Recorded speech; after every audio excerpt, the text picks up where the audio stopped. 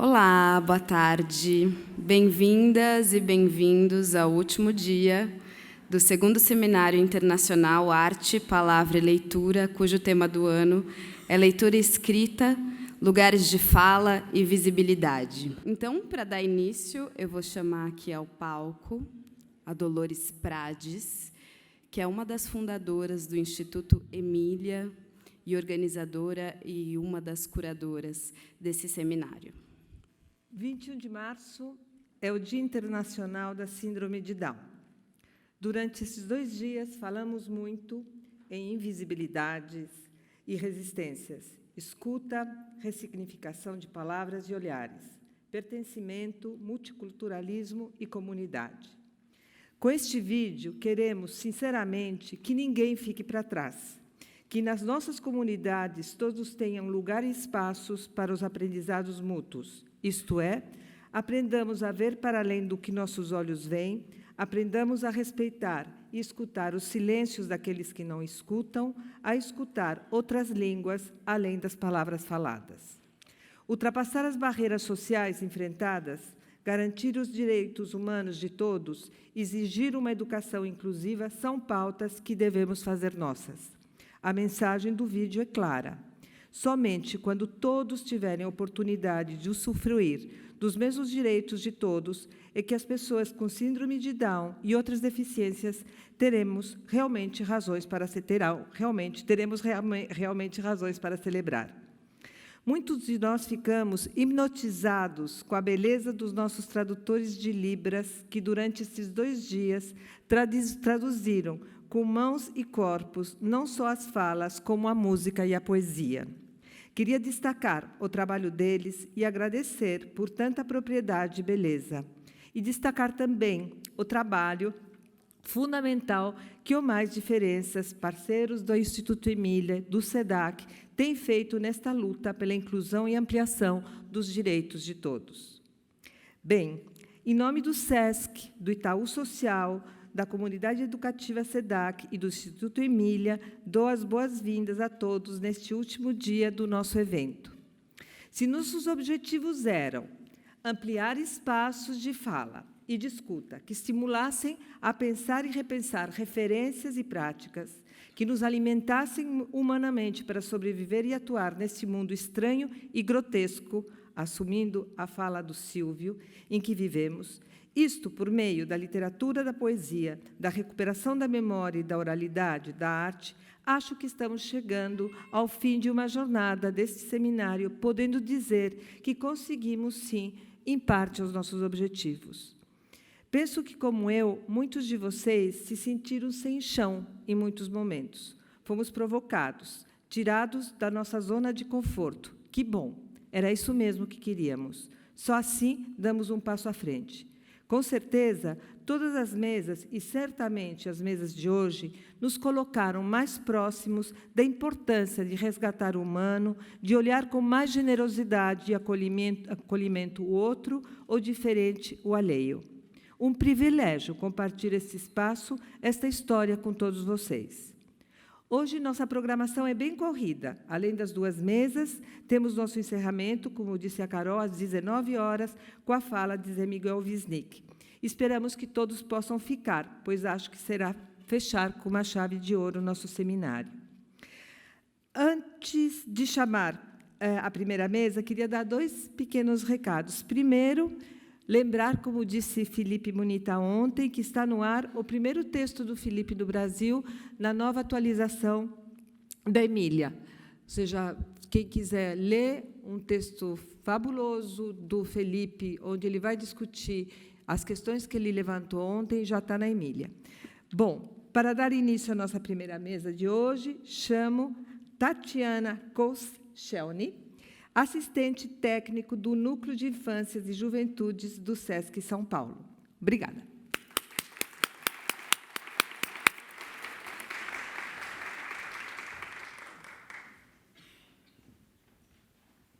Boa tarde. É uma honra estar aqui, falando em nome do SESC, do Núcleo de Infâncias e Juventudes, da Gerência de Estudos e Programas Sociais, ajudar nessa conversa de hoje muito honrada, principalmente pelas pessoas que vão estar aqui ao meu lado, né? Então, quero começar a chamar nossos convidados. Bruno de Souza.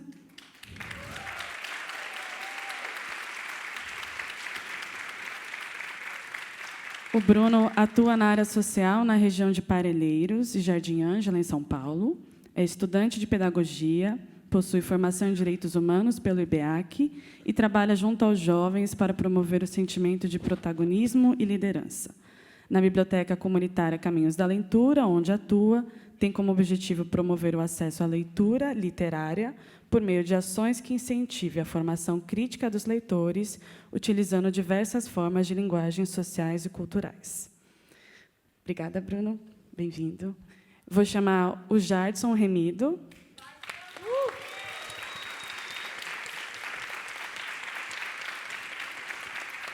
O Jardson, em 2012, quando ainda era menor de idade, foi apreendido e obrigado a cumprir uma medida socioeducativa, tendo sido enquadrado no artigo 33, tráfico de drogas.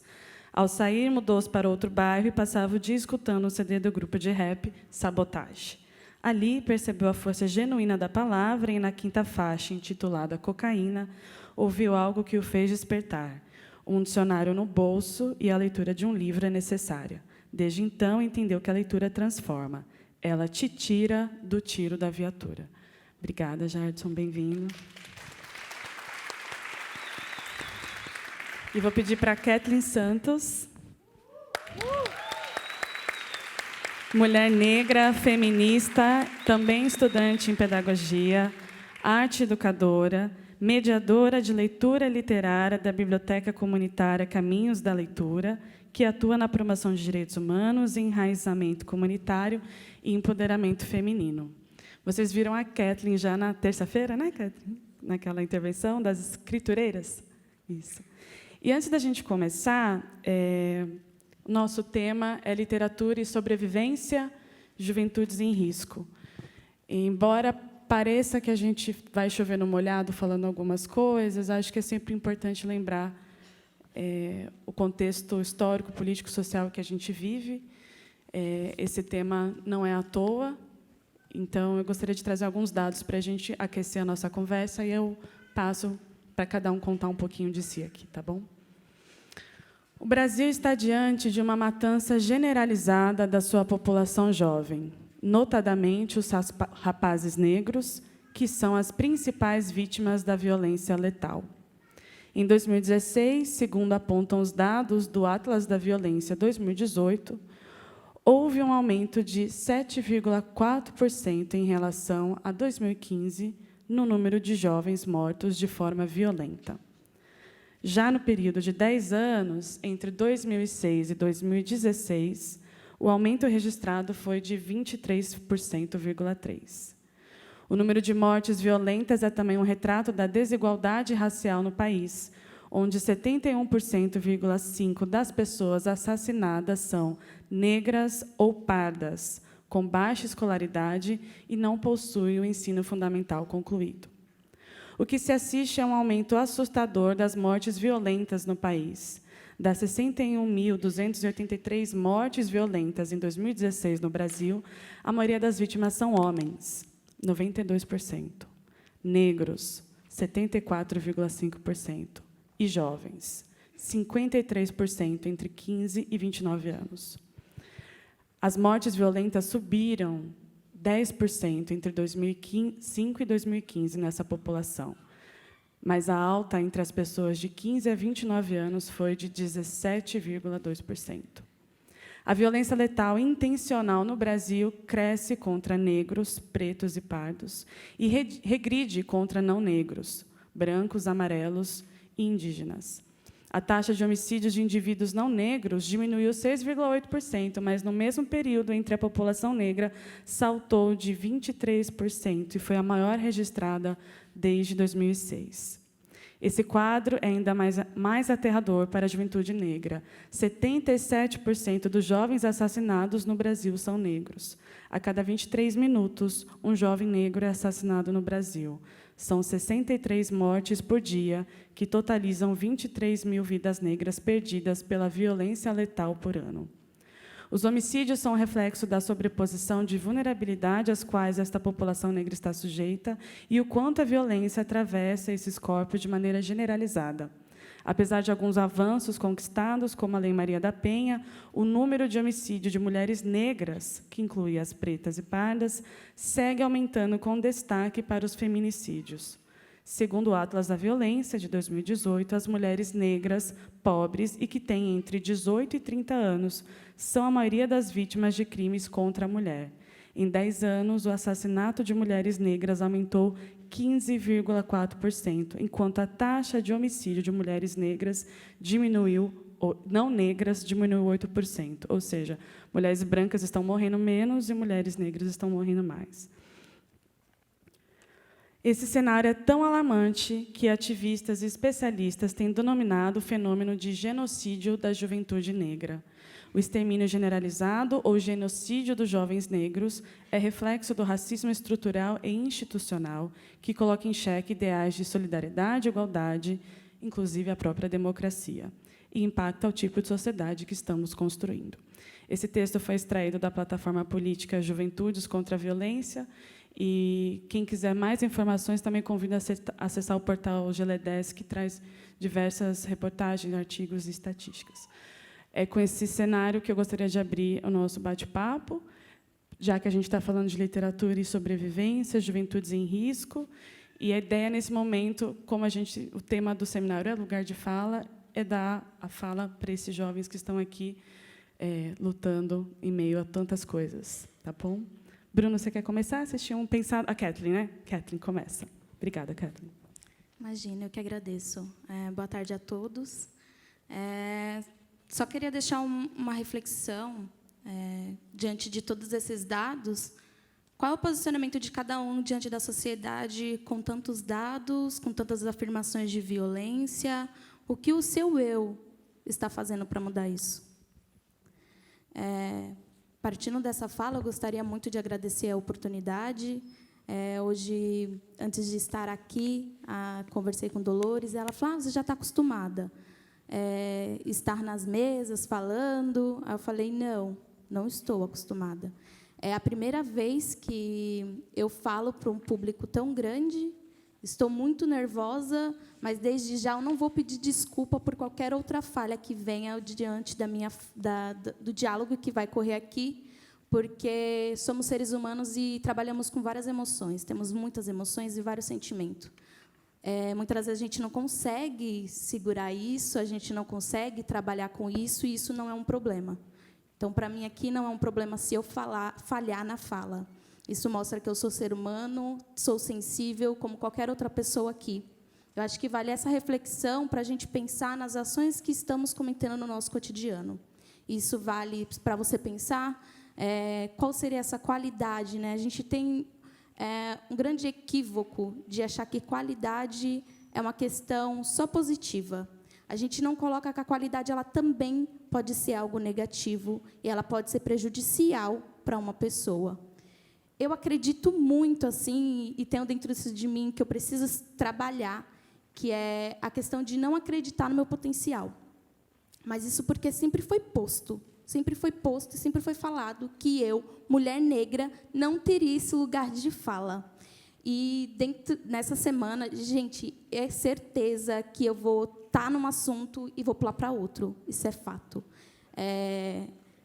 Mas, como eu falei, não vou pedir desculpa por conta disso. Nessa semana, até mesmo pensando qual seria a minha fala aqui. Vocês estão escutando, acho que uma risadinha, é o Bernardo, ele é meu primo, então ele está me vendo e está dando risada. Acho que, antes disso, eu vou falar sobre essa presença que está aqui hoje. Sobrevivência, que é uma das perguntas do tema, mexeu muito comigo, porque eu estar aqui significa que eu consigo garantir mais 3 meses de aluguel. Eu moro com a minha irmã, eu tenho 23 anos, completei ontem, minha irmã tem 17, e, para a sociedade, ver 2 mulheres tão novas morando juntas é assustador. Eles não conseguem imaginar esse protagonismo. Eles não conseguem imaginar que uma mulher negra vai estar em uma mesa internacional falando de igual para igual. Eles não conseguem imaginar isso. E eles eu estou colocando de uma forma de estar distante da gente, mas aqui na plateia também tem muito deles.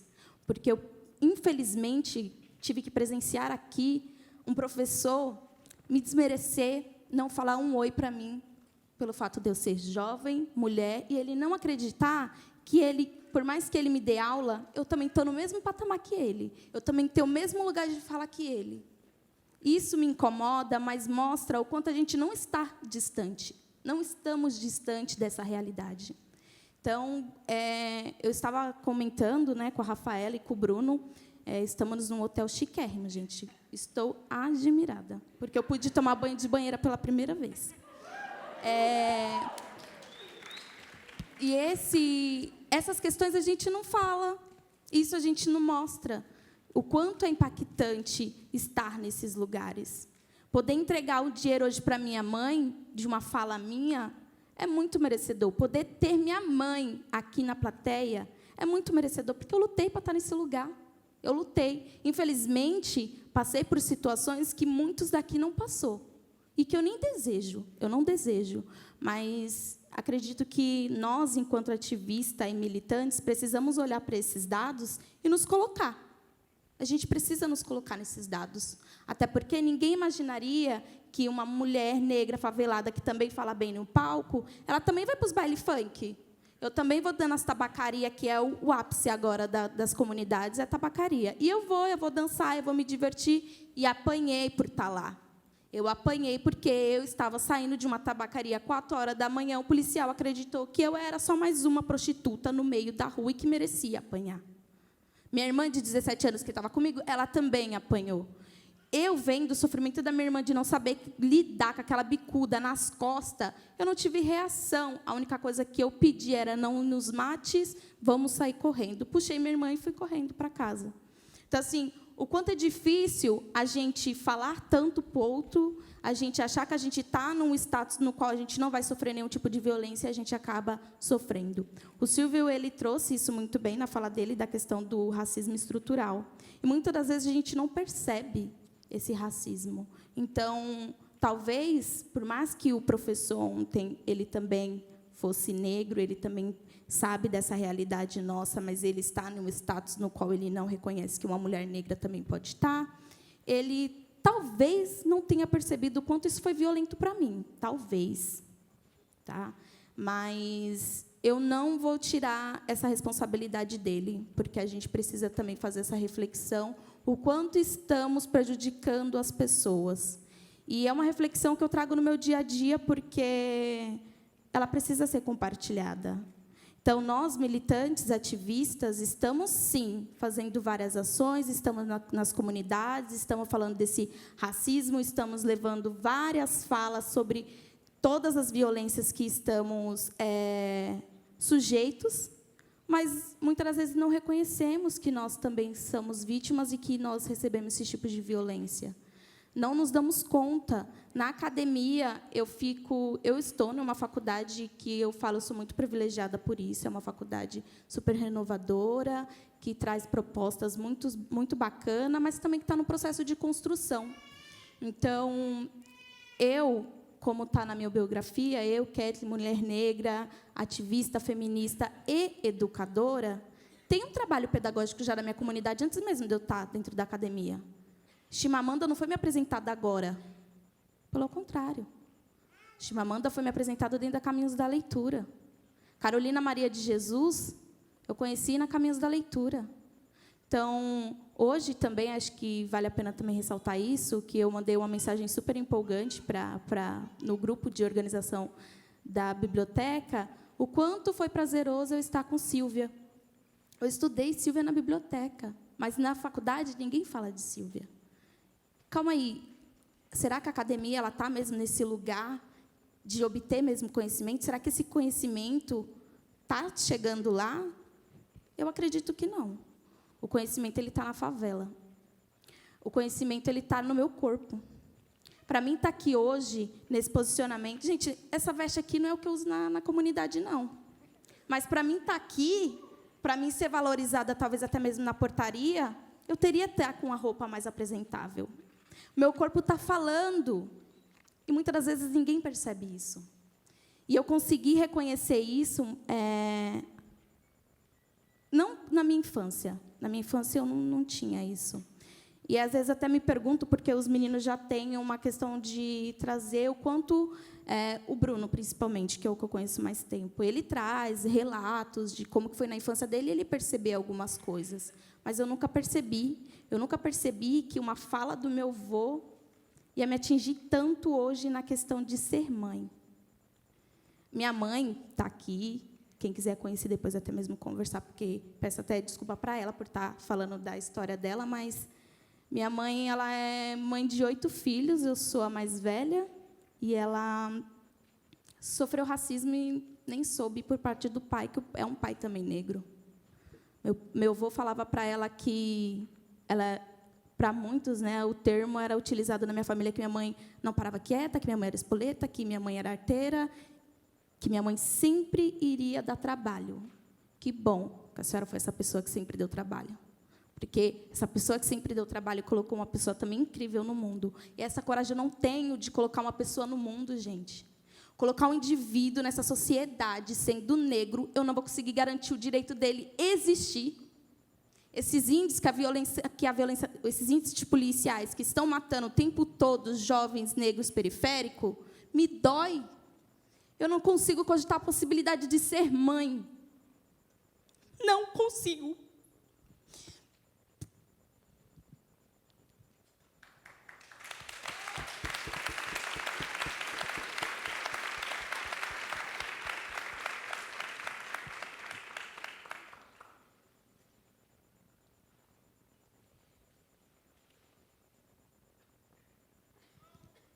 Mas agradeço minha mãe por ter colocado uma mulher fodástica no mundo.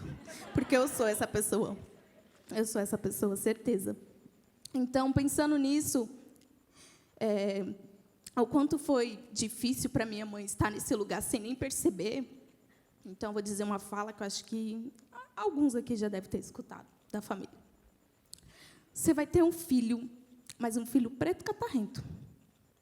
Minha mãe teve, sim, gente, 8 filhos preto catarrento. Catarrento por algumas horas, nem sempre, mas era. E qual o problema disso? Ué, tu não fica resfriado? Então, quer dizer que agora a questão da cor é um problema? Foi, mas não deve ser mais. E eu não vou admitir esse lugar. Eu não quero esse lugar para mim e para nenhuma outra pessoa. Se eu existo com muita dificuldade. Se eu estou aqui hoje é porque eu passo por muita dificuldade. Mas uma coisa que a gente precisa também levar para o ativismo é a questão de se reconhecer enquanto sujeito que é sensível, que precisa de cuidados. Muitos aqui estão adoecendo, estão doentes e não sabem lidar com essa situação. Então, acho que o que traz assim, para mim da questão da literatura e que me deixa maravilhada é a questão da Carolina. Eu me identifico muito com Carolina. Me identifico porque ela traz isso, né, na fala dela de se existir outras vidas, eu quero vir num corpo negro. Mas é para mostrar que esse patriarcado vai ter que mudar. É para mostrar que nós, mulheres, ainda vai mudar essa história. E não é à toa que parece que, eu não estou muito informada, mas parece que Temer foi preso, né? Está tendo alguma coisa assim. Mas é certeza que também isso vem de uma mulher preta. Marielle foi morta, mas ela ainda está latente em vários corpos. Ela está fazendo essa mudança.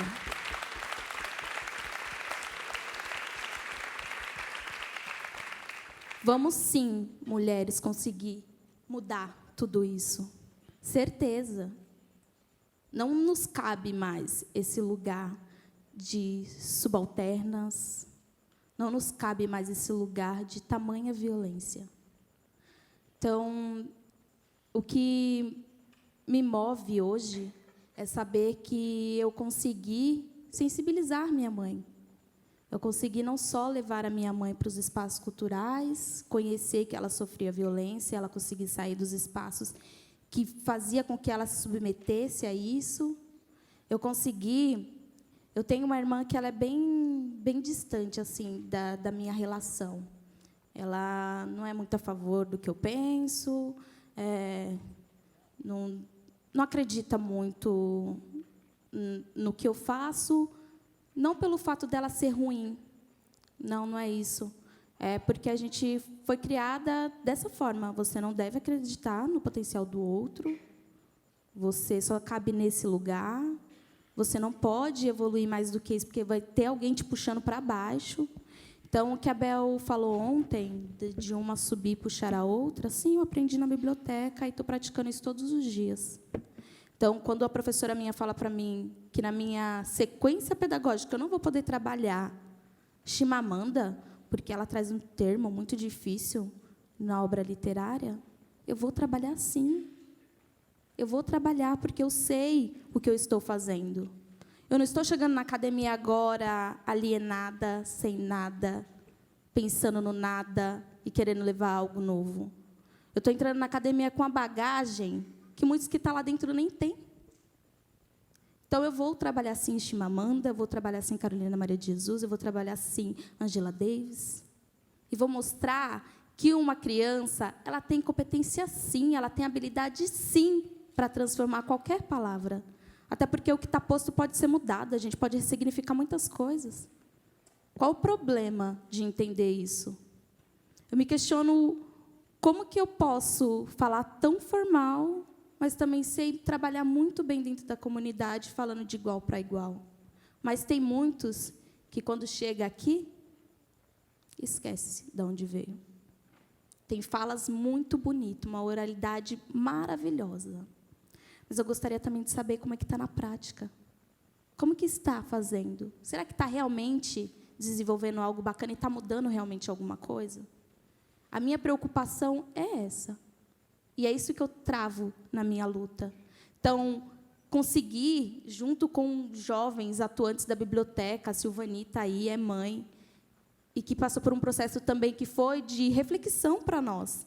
Que lugar é esse que estamos sendo cuidadas? Estamos pensando no nosso? Estamos pensando no outro que vai vir? Então, acho que até um pouco da minha fala que me emocionou muito. Qual o seu problema de falar do corpo do outro se não te pertence?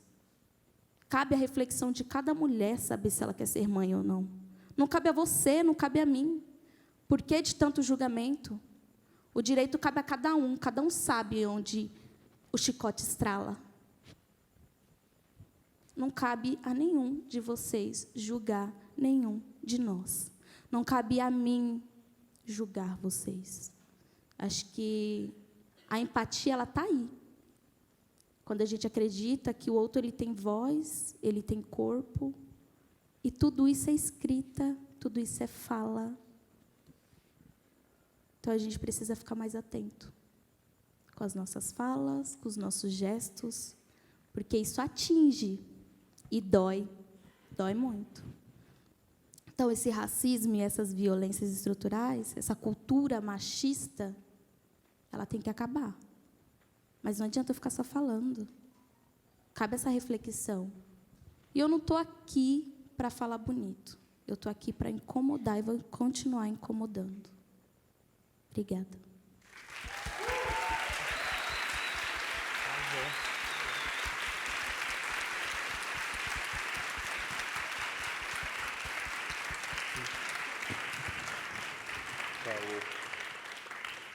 Eu acho que eu preparei, né, algumas coisas para falar, mas acho que a Kathleen trouxe coisas muito importantes.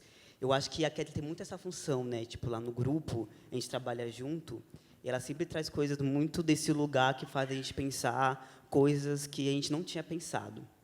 E isso de ficar no hotel foi muito bacana mesmo, né? A gente ouviu música, dançamos, fizemos stories, foi bem legal.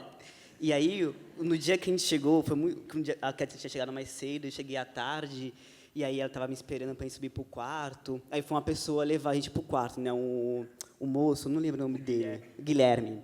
Um cara muito simpático, ele chegou lá, mostrou como abria, né? Aí, quando a gente entrou no quarto, a gente falou assim, não é possível, deve ter mais alguém, um negócio enorme desse para 2 pessoas.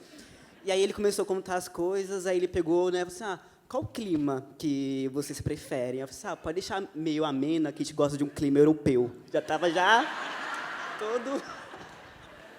todo já envolvido lá no clima. E aí é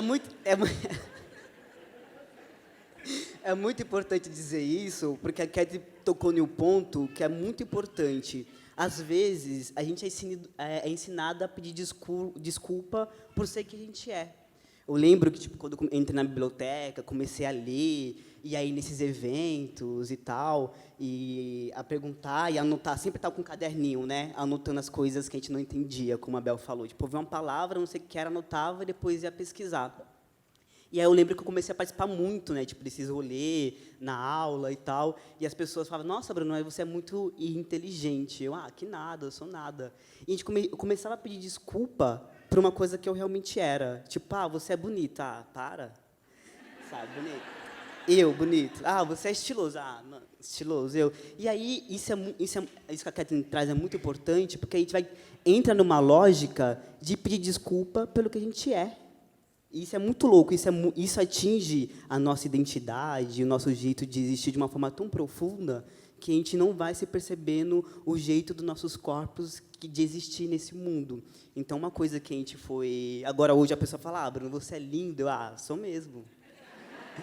Bruno, você é inteligente. Eu sei. Sabe? E isso não é, isso não é um lugar de arrogância. É reconhecer que mas é um reconhecer que é um saber construído coletivamente. Então, o que a Kathleen traz, eu escuto, aprendo, e o que eu trago, ela e os outros escutam e aprendem. É uma aprendizagem e uma beleza do campo da estética mais profundo que é construído coletivamente.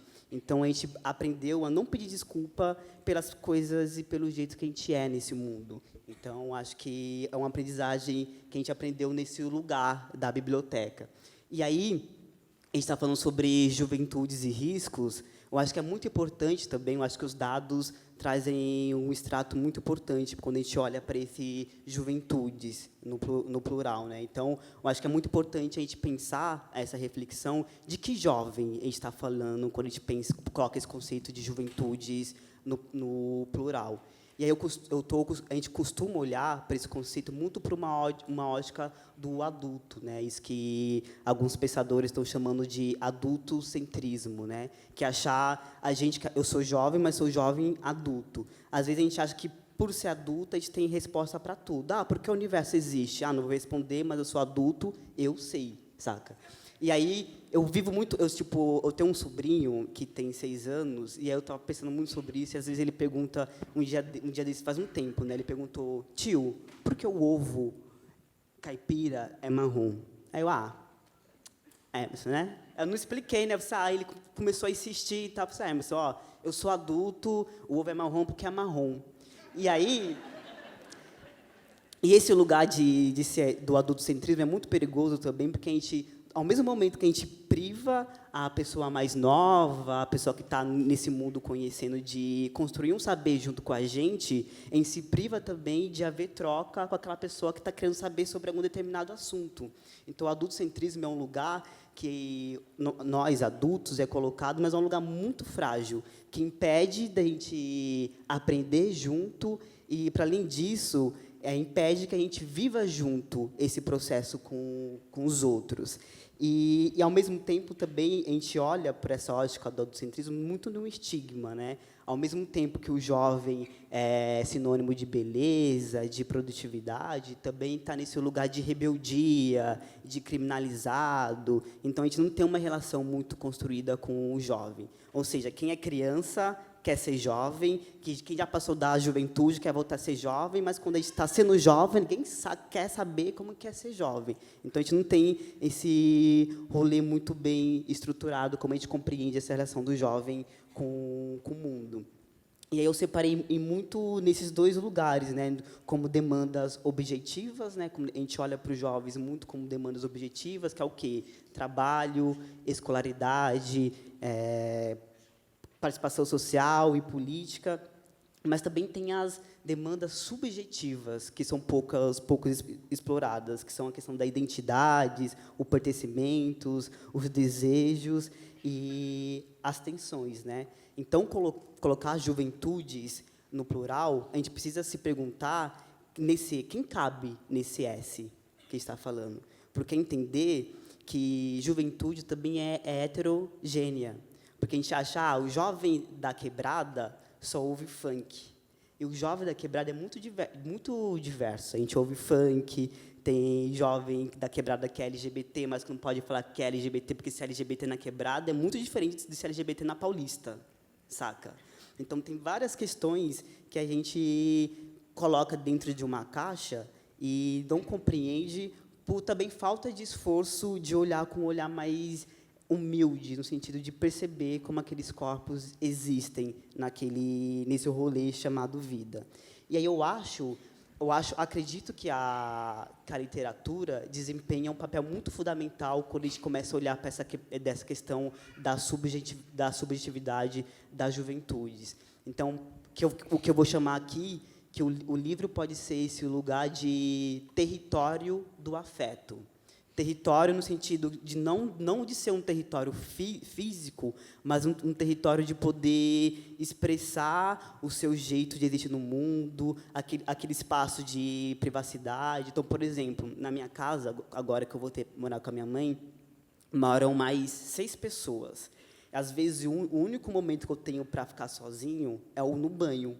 Aí eu vou lá, entro no chuveiro, tranco a porta, confiro, né, umas 5 vezes para ver se meu sobrinho não entrar. Aí eu levo meu celular, coloco o Baco Exu do Blues para ouvir. Aí daqui a pouco lá fora o meu irmão mais velho liga o som lá, põe o funk, eu mal consigo ouvir o barulho da água caindo, sabe? Então a literatura às vezes é esse espaço de privacidade consigo mesmo, de você poder ler um texto e encontrar suas tensões, as suas reflexões no livro. E de afeto, porque também do jeito que aquela literatura te mobiliza no mundo. E afeto não no sentido romantizado, porque a gente acha que afeto é só aquilo que é amorzinho, sabe? Que é lindo, que é maravilhoso.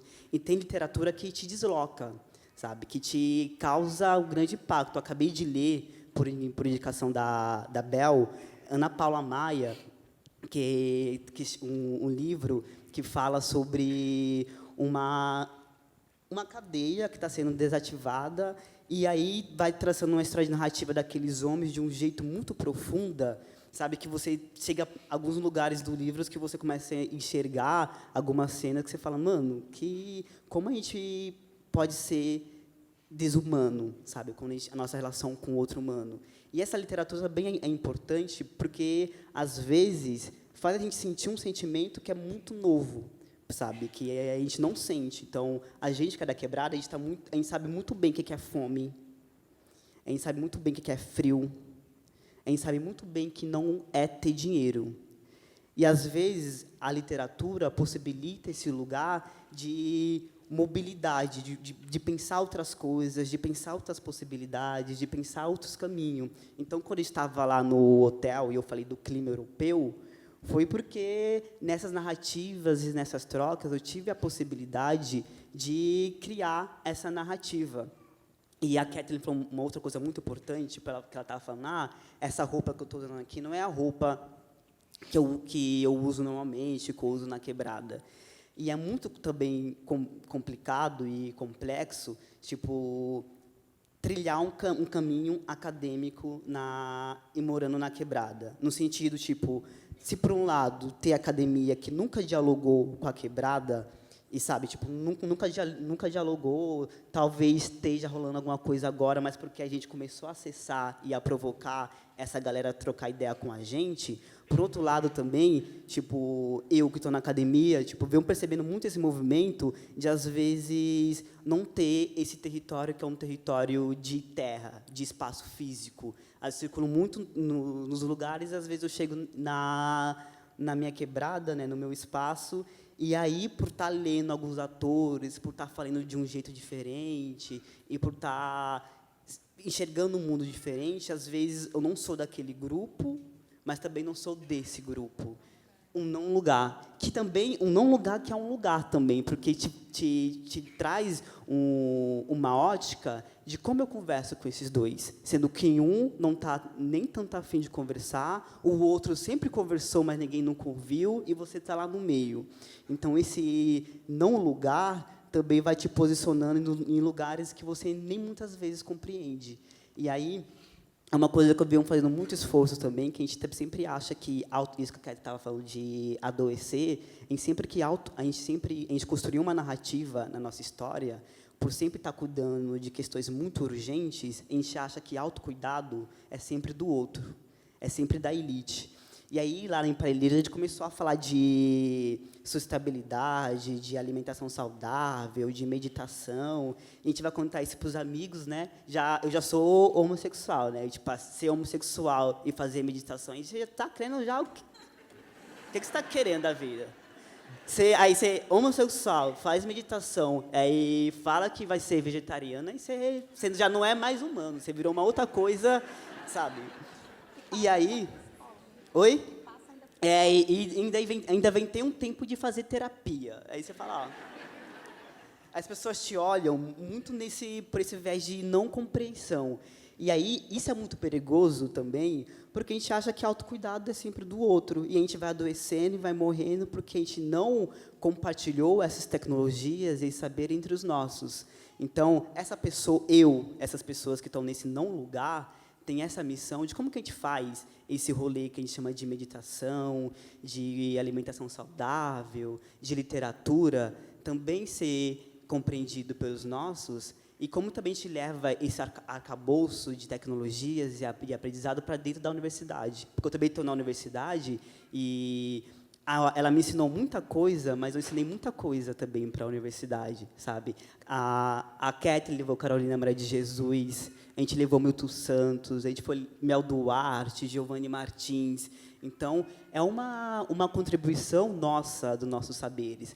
E aí eu sempre ouço, né, que é isso, né? Por exemplo, empreendedor é sempre o outro, né? Tipo, terminei a faculdade aqui de engenharia, meu pai guardou, durante meus 18 anos de vida, lá uma grana no banco, e agora ele perguntou para mim, o que eu vou fazer? Aí eu resolvi tirar 2 anos sabático em Londres, voltei para São Paulo e abri uma startup, sabe? E eu sou o quê? Um empreendedor de sucesso. Olha que lindo. Mas só que a gente esquece que, na quebrada, a gente empreende desde muito cedo, mas o nome disso é trabalho infantil. Menino, de um ponto para o outro, ele vende Coca-Cola, salgadinho, bala. Olha que tecnologia. E tem gente que faz curso. Como vender seu projeto para o seu chefe em 1 minuto? E a gente já está fazendo isso só há muito tempo. Então, a gente precisa estar muito cuidado também como a gente conceitua esse rolê, sabe? Conhecimento é sempre do outro, beleza é sempre do outro. Então, acho que quando a gente pensa em literatura e as juventudes em risco, é pensar muito nesse lugar de como que a gente está... como que a gente compreende essas produções das juventudes, como a gente pensa quem cabe nesse S, quando a gente coloca no plural, e o papel das nossas organizações e a gente como indivíduo, como a gente está considerando as juventudes dentro desses diálogos e campos de possibilidades que a gente fala. Então, tipo, hoje aqui a gente tem uma mesa só de juventudes, mas quantos eventos que a gente vai e está falando de questões contemporâneas e vocês veem jovem falando? Então, a gente precisa... Esse S precisa virar ação. Colocar as coisas só no plural não vai fazer o mundo mudar. E, por enquanto, é isso. Obrigado.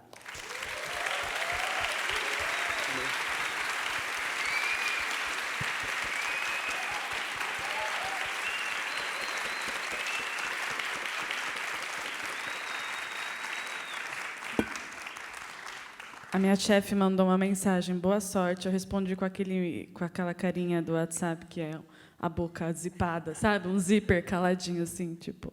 Eu vim aqui para ouvir também. Vamos lá, Jadson.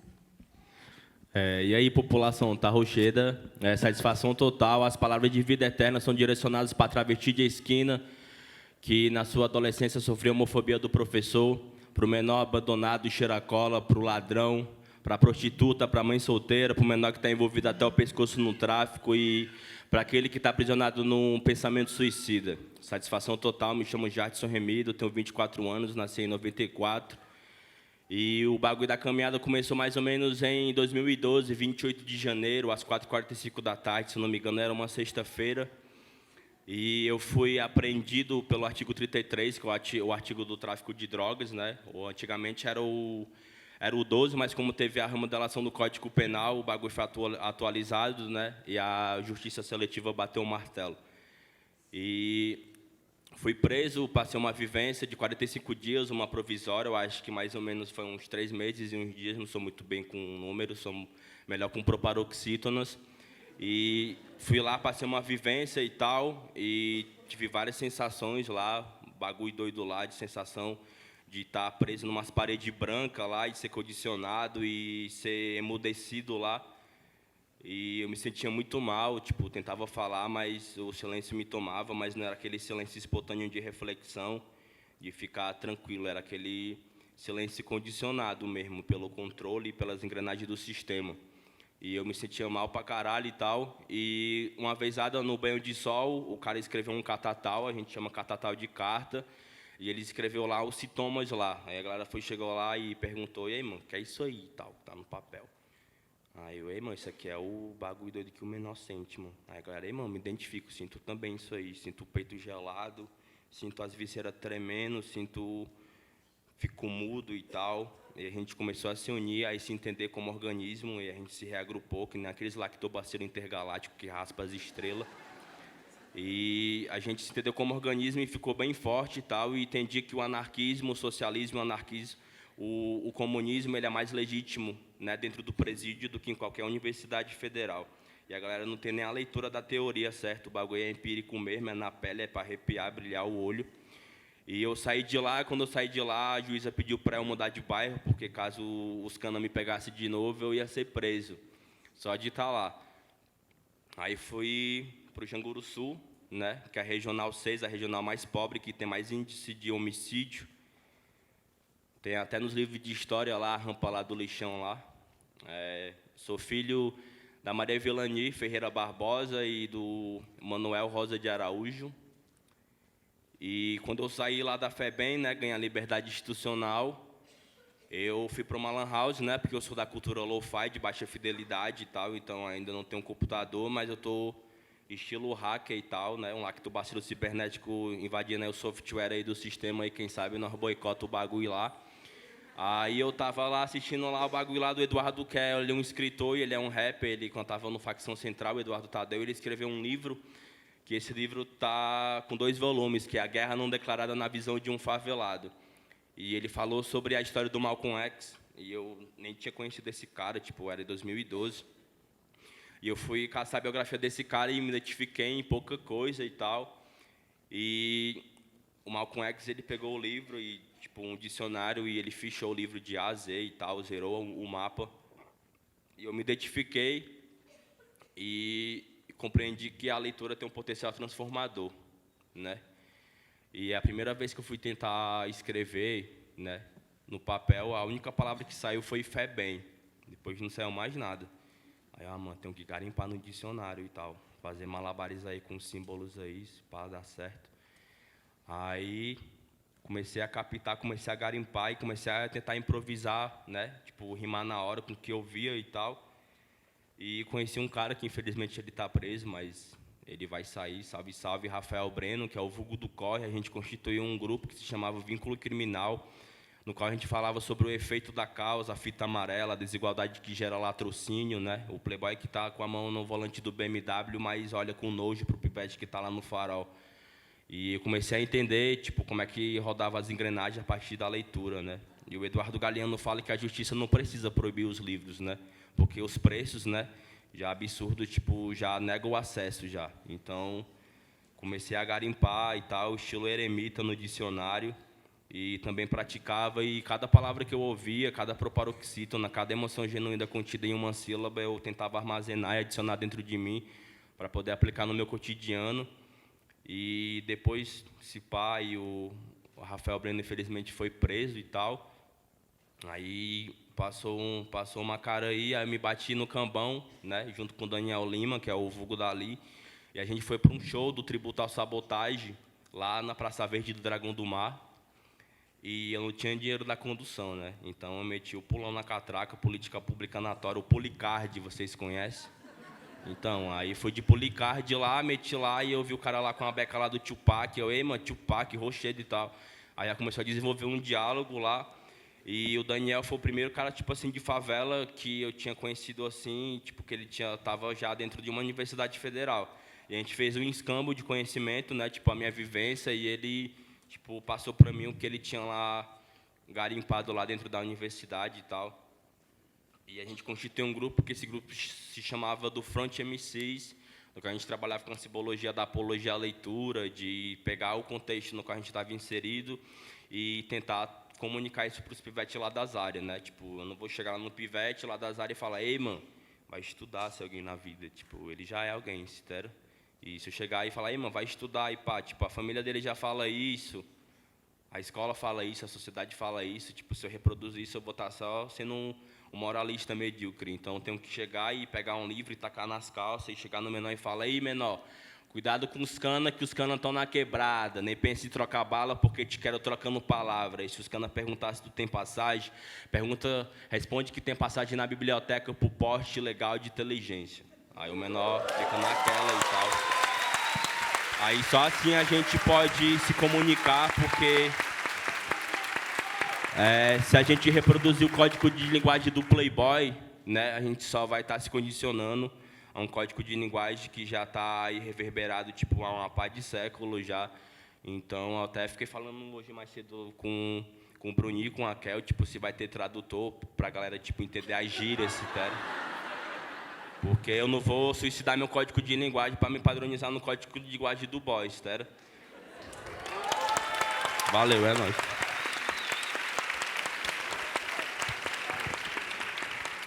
Para terminar, tipo, em 2016, teve a ocupação nacional das escolas, onde o bagulho já foi mais horizontal, né? A gente, tipo, ó, sai daqui, diretor, vaza. Agora é com nós, o bagulho é horizontal. A gente pegava a chave, montava a estratégia e tal, montava a logística do bagulho. E a gente foi muito massa, foi uma experiência muito enriquecedora para mim, a ocupação das escolas, tipo, reverbera em mim até hoje. E em 2017, eu fui convidado para participar da Bienal do Livro, né? A Bienal Internacional que teve lá no Centro de Eventos, lá do Ceará. E foi muito satisfatório para mim. Tipo, uns 2 dias antes, eu estava no terminal da Parangaba, lá de Fortaleza, e tinha me batido com um dos agentes penitenciários, né? Que lá é conhecido como orientador. O bagulho é esse aí. Aí, se pá, quando a gente se bate com eles na liberdade, é maior tensão, né?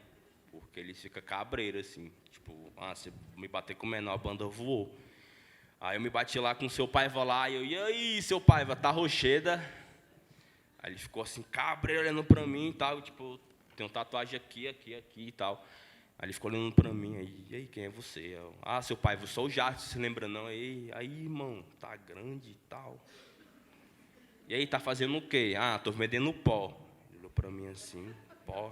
Tô vendendo pó, poesia, poema, prosa, verso e literatura.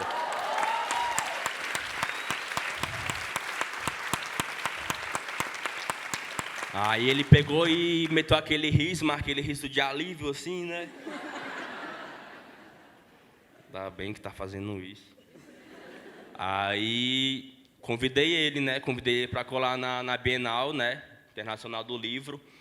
E pedi para ele chamar o senhor Ranulfo e o Ceará também, né? E tipo, foi muito importante para mim. Eu nunca tinha imaginado ou projetado isso, mas quando eu estava me apresentando lá, e tipo, ver lá os agentes penitenciários lá me olhando lá foi muito ressignificante, tanto para mim quanto para eles, né? Tipo, ressignificar essa relação, tipo, de interno, né?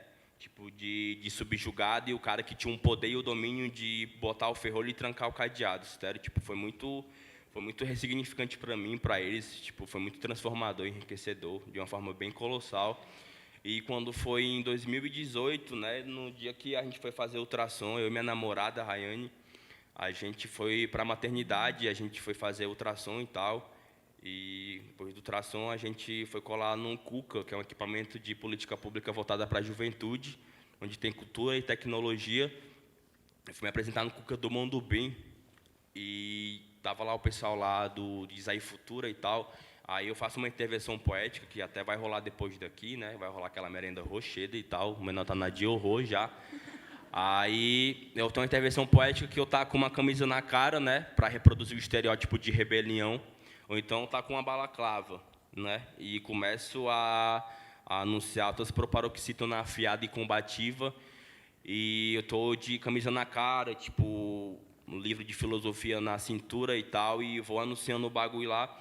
E o nome dela até é a Juliana e tal, tipo, ela se sensibilizou e tal, e entrou em contato comigo.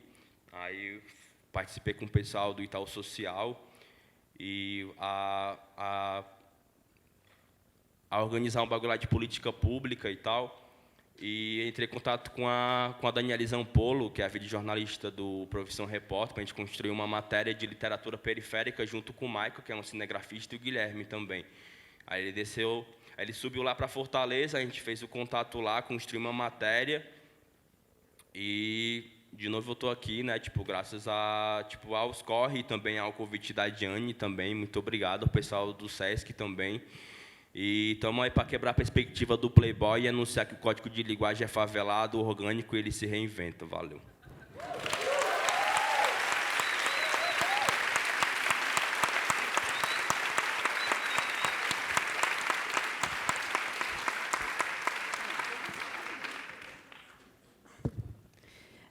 Eu posso abrir para perguntas, mas se vocês quiserem comentar uma fala do outro, também acho que... Não, só vou fazer uma mediação, que já também está na minha rotina aí, no dia a dia, ler para o outro.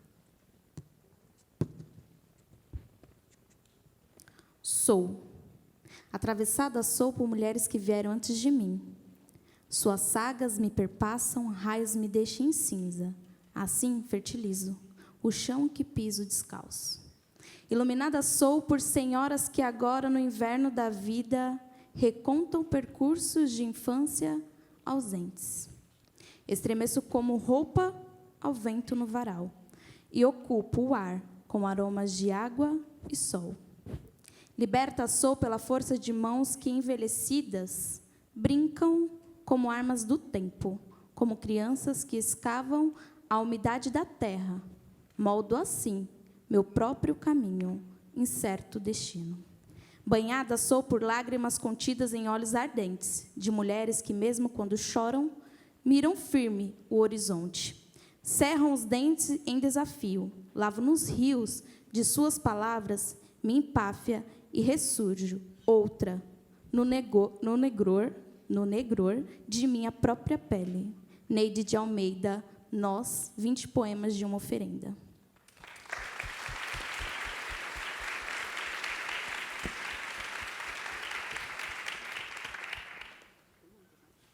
Vocês querem comentar o que o outro falou? Abrir para perguntas? Eu acho que talvez trocar ideia mais com a galera. Se já temos enfim, se tiver alguma pergunta.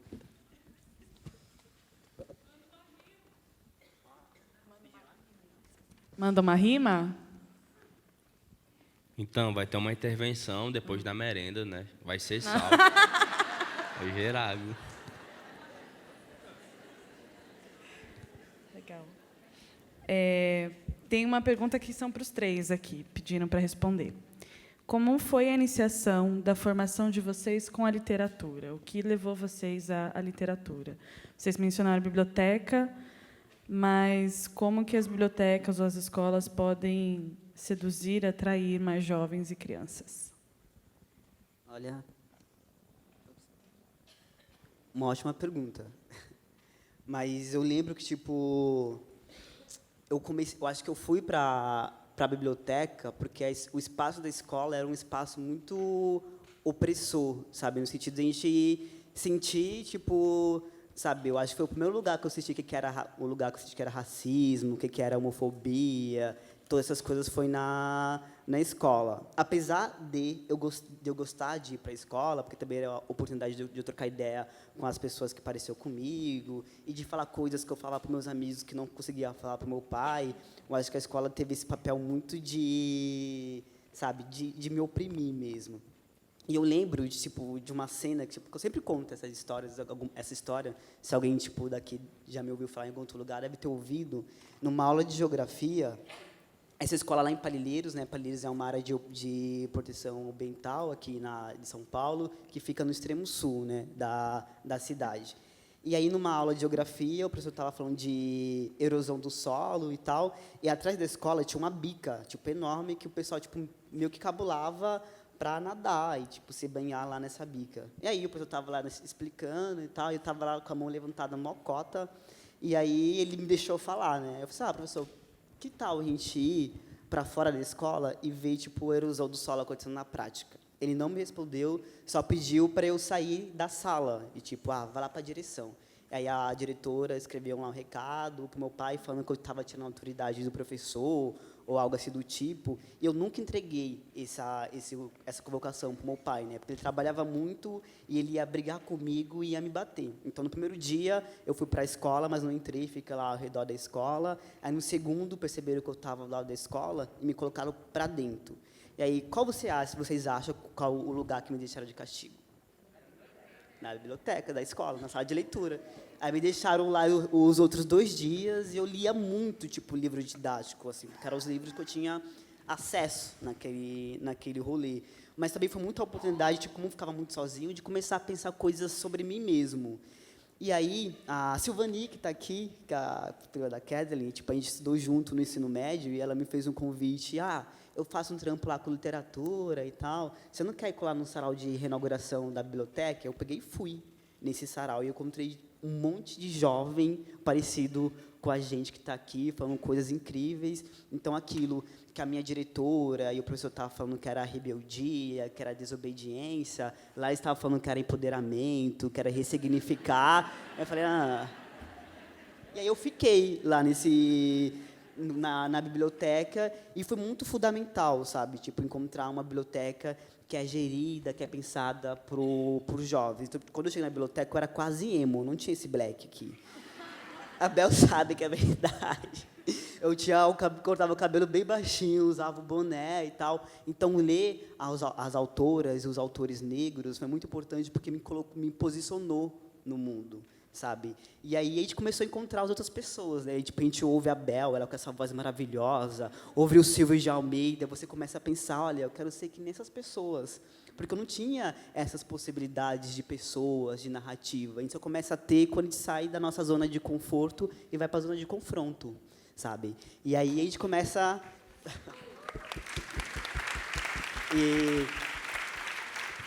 E aí a biblioteca foi muito esse lugar de ao mesmo tempo de identificar esse rolê que, tipo, estava me machucando, mas também um espaço de ser acolhido, de falar minhas dores, de pensar outras possibilidades, ler Carolina, ler Chimamanda, ler Luiz Ufato, Giovanni Martins. Foi encontrar uma literatura que também que tinha muito a ver comigo, mas também de encontrar uma possibilidade de ressignificar aquilo que, por muitas das vezes, eu não entendia. Então, a escola, se por um lado não fazia isso, a biblioteca fazia, mas a gente insiste de que esse jeito que a biblioteca comunitária tem de elaborar as metáforas, a narrativa, aconteça dentro das salas de leitura na escola, porque é lá que todo mundo da comunidade se encontra, sabe? Desde a pessoa que mora lá na ponta do morro, onde a rua não é asfaltada, até a pessoa que mora lá embaixo, que tem acesso rápido ao ponto de ônibus, todo mundo se encontra na escola. Então, a escola é esse lugar de potência. E a gente tem uma experiência muito legal, tipo, numa escola ficar bem perto da biblioteca, que os jovens começaram a frequentar a Caminhos da Leitura e começaram a fazer pressão para a diretora abrir a sala de leitura. Mas não tem funcionários. Não, tipo, a gente se reserva e um cuida à tarde, um cuida à noite. Então, a biblioteca teve esse lugar de despertar isso que a gente chama de engajamento juvenil, né, no meu caso. Então, acho que para mim foi muito importante. Foi a minha não só iniciação na literatura, mas foi a minha iniciação de leitura de mundo, né? Então, a biblioteca me alfabetizou para a vida, como eu leio a desigualdade, como eu leio o racismo, como eu leio a opressão de classe. Então, foi a biblioteca que me alfabetizou para esses rolês.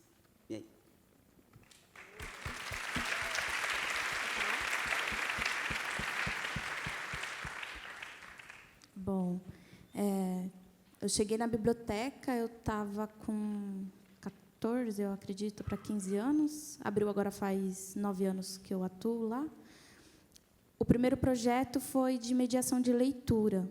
Então, tivemos formação de como trabalhar com o objeto livro, quais seriam as técnicas que seriam utilizadas para fazer o processo de mediação, qual era a entonação de voz, qual era o acervo e qual era a faixa etária. Então, a gente pensava muito na questão da mediação de leitura e o processo de formação começou aí. Quando a Bel ontem trouxe sobre a compra, né, do acervo, que ela, na fala dela, ela trouxe da questão do livro de autoajuda. Eu não fiz a compra, mas lia bastante. Então, na biblioteca, um dos primeiros livros que eu tive acesso foi o livro de autoajuda. E aí, dentro do nosso processo de formação e de qualificação de acervo, nós começamos a nos questionar, né? Mas por que esse tipo de leitura? Será que a gente pode avançar? A gente continua? De que forma a gente atinge outras linguagens, outros gêneros literários? E, dentro da escola, a escola ela precisa ressignificar o que é linguagem, o que é arte, o que é literatura. Como eu trouxe na minha fala, o corpo ele não deixa de ser uma linguagem, ele não deixa de ser um tipo de fala, ele não deixa de ser um tipo de literatura e muito menos de arte. Então, enquanto a escola não perceber que limitar o espaço do aluno prejudica no seu desenvolvimento, ela não vai entender que a literatura é importante para a vida dele. Então, quando eu trouxe também na minha fala sobre a professora me limitar na questão da minha sequência didática, de pensar que eu não posso levar Chimamanda, que ela não cogitou a possibilidade de ressignificar aquela literatura. Então, nós, da biblioteca, tivemos acesso à informação pensando nessa ressignificação. Como que eu falo de arte? Como que eu falo de grafite envolvendo a literatura? Como que eu vou falar com aquelas mães, que um projeto foi muito bacana que realizamos na biblioteca, foi o Sementeiras de Direitos, no qual mulheres vieram falar para nós que sofria violência doméstica. Como que eu trabalho isso, gente? Além de falar sobre a Lei Maria da Penha, além de trazer que ela tem que ligar no 180, como? De que forma eu posso fazer isso? As escolas elas não estão preparadas para isso. As escolas precisam conversar com os jovens, dialogar com os jovens para entender. E não só com os jovens, tem algo que é muito intrigante que a gente não escuta as crianças. Hoje, se eu escolho a pedagogia e não escolho a questão de ser mãe, é porque tem uma questão que também não é discutida, que é a maternidade e a maternagem. A gente não fala disso. Eu sou materna, porque eu posso identificar no outro a empatia e querer para o outro o que eu quero também para mim. E ser mãe não tem um manual. Isso não vem escrito passo a passo, como deve ser. Mas a gente julga o tempo todo. E a escola ela não está preparada, os ensinos, até mesmo acadêmicos, a universidade ela não está preparada, ela não está aberta para a escuta. E acho que é essa a nossa grande falha. Quando a gente não sabe escutar o outro, a gente não sabe renovar. A gente continua fazendo do mesmo. Então, enquanto a escola não conseguir escutar as crianças e os jovens, ela não vai avançar. Então, dentro da biblioteca, tem um espaço que a gente denomina como espaço infantil, que é o espaço que escutamos as crianças. De que forma você quer esse espaço? E uma das questões que elas trouxeram foi: por que as prateleiras das bibliotecas públicas são tão altas? Por que tem sempre uma pessoa para pegar o livro para mim e eu não posso pegar aquele livro? As escolas reproduzem a mesma coisa. E a gente teve uma formação segunda-feira, e meu questionamento foi até diante disso, de como classificamos também os nomes, né? Como que damos os nomes para as coisas, e como isso está muito inserido na questão de classe. Então, dentro das bibliotecas, é bem comum você ver a catalogação por número e talvez por o segundo nome do autor ou o primeiro nome do autor. O que isso significa para o leitor? O leitor vai conseguir ter autonomia de ir lá na prateleira e escolher os livros? Não vai. Isso não foi ensinado. De que forma você quer que ele chegue nesse território, sendo que nunca foi permitido? Lá na biblioteca, nossa classificação é por cores, porque, além de dar uma questão de ressignificação para aquele livro, a gente também está entendendo que aquela população, nem todo mundo é alfabetizado. Que nem todo mundo teve acesso ao letramento. E a gente está com a comunidade, fazendo com a comunidade, não para. Então, cabe às escolas pensar nesse formato. Eu não estou fazendo para vocês. E uma fala que me irrita e que fez parte da minha formação, infelizmente, e às vezes eu escuto isso também na academia, é que eu já estou ganhando o meu. Eu já estou ganhando o meu. Então, eu não vou me dedicar, quem tem que se dedicar é você. Mas eu não oportunizo. Eu só tenho lugar de fala autoritária. Quantas escolas, as instituições, as academias, nós, sociedade, porque também isso é importante, porque a escola está inserida dentro da comunidade. A escola, para além de conversar com a comunidade também precisa conversar com a escola. Cabe também esse papel de não só mãe ou responsável pelaquela criança. Cabe nós também como indivíduo, porque se a gente quer uma sociedade menos violenta, se a gente quer uma sociedade igualitária, a gente também tem que fazer. Não é ficar sentada falando, não. Então, não adianta a gente ficar nesse lugar de só acreditar e sonhar. E também não cabe só os militantes, os projetos sociais fazer esse movimento, não. Cabe a todos nós. Se eu não quero sofrer nenhum tipo de violência, eu vou lutar para que isso não aconteça. Eu vou buscar meios, ferramentas, dialogar com o outro para entender esse processo. Então, meu processo de formação foi muito nisso, ressignificando o sentido da palavra, do objeto, e dando esse poder de fala para o outro. Acho que é isso.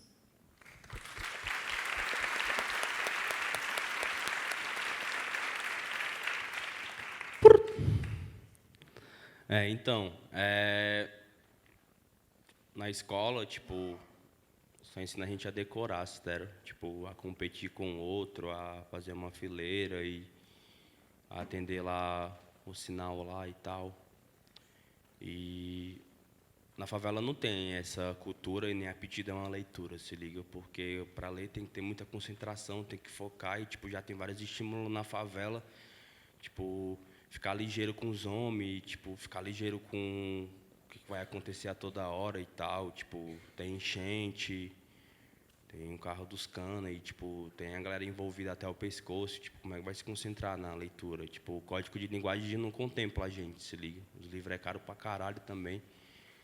E para mim o portal foi o rap, né? Aprendi muito de literatura através do rap, aprendi muito de sociologia, filosofia através do rap. O rap foi o portal para mim, tipo, o meu método de aprendizado é pelo ouvido, eu sou muito auditivo.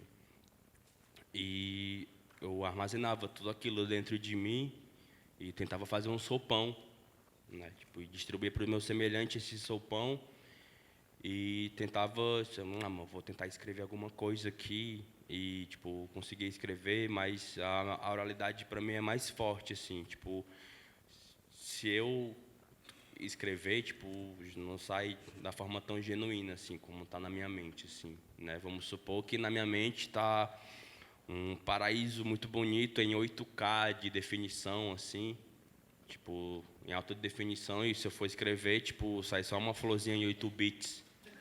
Se liga? E escutava muito rap, tipo, sempre tipo, o cara falava uma coisa nova, ou que eu não compreendia, e tipo, eu ia lá no dicionário e garimpava lá e tentava, tipo, falar de uma forma mais acessível e popular, né, os pivetes lá das áreas. Uma vez eu cheguei, tava rolando uma roda lá, e eu tava, tipo, com um livro lá, e eu cheguei já nos caras, ei, mano, e aí, como é que tá as áreas, mano? Tá limpeza, velho. Os caras, mano, tá suave e tal. Não, já puxei logo o livro, assim, mano. Não, a verdade foi assim, mano. Pois é, mano. Pois tem que ficar ligeiro que o menor tá de cima, viu? E lá, tipo, nas áreas de cima é você tá armado, né?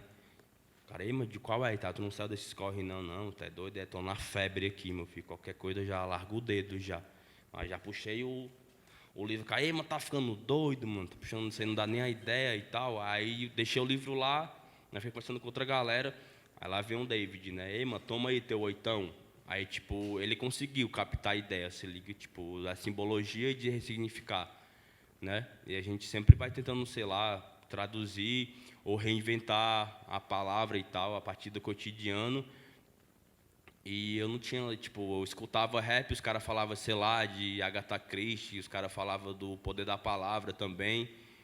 E uma vez mano, vou para uma biblioteca e tal. Só que na biblioteca lá, tipo, o formato é uma parada muito fria, tipo, indiferente, tá todo mundo calado. Tipo, na favela não é assim, na favela o bagulho é amistoso e tal. afetuoso, e tá todo mundo falando e tal, então o formato tem que ser reinventado para contemplar a gente. Aí eu peguei e, mancha, eu não tenho dinheiro para comprar um livro e tal, eu não vou ficar lendo aqui, que espaço que é mó chato e tal. Aí, tem galera que rouba comida para comer, mano, tipo, leitura é alimento também, tipo, a comadre que roubava os livros, eu era o pivete que roubava os livros e tal.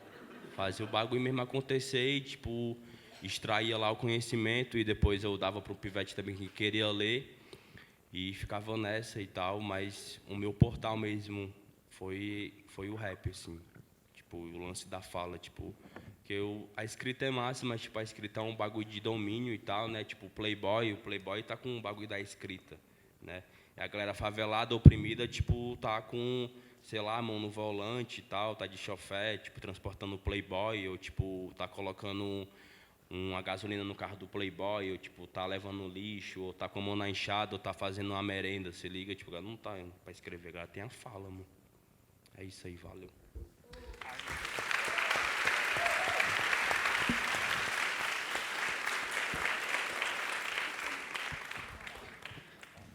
Legal. Temos mais 2 perguntas aqui. São perguntas e relatos. Tem pessoas festejando a fala de vocês. Vou ler.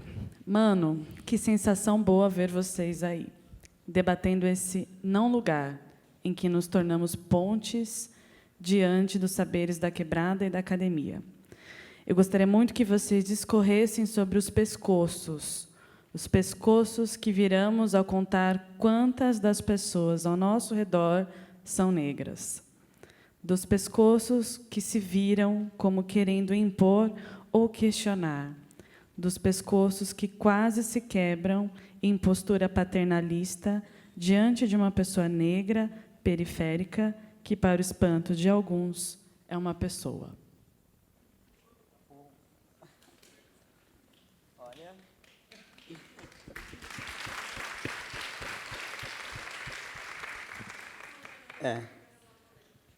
Oi? Foi ótimo. Você. Obrigado. Vocês querem começar? Não sei. Então, vou falar aí, né, moço? Tipo, sinceramente, eu meio que entendi porque tá muito formal e tal. Mas, de acordo com o contexto aí, né, tipo, tem galera que já nasce morta, né, mano? Os matáveis, né? Os matáveis e tal, os invisibilizados e, tipo, tá sobreviver, né, mano? Tipo, nas ruas de terra embaçado e tal, sei lá. Pular catraca, ou pedir alguém para pagar sua passagem, ou guardar dinheiro para comprar uma merenda, ou tentar não andar muito pivete de favela, tipo, no visual e tal, porque os caras impregnam no cenário, né? Mas tem uns matáveis aí, né, mano? Tipo, eles querem que a gente morra, se der. Quer que a gente não tá nem aí pra gente, mano. E, tipo, eles querem... Quando eu era envolvido no tráfico, eu pensava que quando eu estava sendo contra o sistema, tipo, vou ser contra o sistema e tal. Eu vou vender droga, vou andar armado. Se a viatura vir, eu vou sentar o prego, eu estou nem vendo. Só que eu estava fazendo exatamente o que o sistema queria. E eu não me inteirava disso, se liga. E eu, então, essa não é a lógica. Eu estou reproduzindo a lógica do Playboy, irmão. O holocausto cotidiano. Então, eu vou pegar as peças que eles me deram para jogar e eu vou conseguir quebrar as regras e, se pá, até reinventar o jogo e tal. Chamar a galera para jogar comigo, formar meu time. E a gente está vivo, mano. A gente está vivo e quer viver, a gente está produzindo vida. E é vida com força, se liga, você sente, tipo, na palavra. Se tu, sei lá, se descer aqui e pegar em mim, tipo, tô tremendo, se liga, minhas vísceras tá tremendo. Porque tem uma energia genuína, se liga. Eles querem matar a gente, mano. E para eles a gente já tá morto, se liga. E lá na favela é muito difícil, mano. Tipo, a nossa palavra, a nossa ideia, chegar primeiro do que um baca, do que um enquadro, do que uma droga, se liga, do que uma bala perdida, ou do que uma propaganda da Nike, ou de uma roupa, ou de um carro, ou de um celular, se liga. Mas a nossa palavra está disputando, mano. Essa palavra não vem só com código de linguagem técnico, diferente e frio. Tem afeto, tem víscera. E a gente está vivo, mas esse pescoço aí... Esse pescoço já está cheio de prosperidade, se liga, galera, já está com ouro, está com prata, se liga, e, tipo, revolucionário não é comer lixo, não é morrer na miséria, não é ostentar a pobreza, assim, tá? Mas também vitória não é carro, dinheiro e nem luxúria, tá inteirado?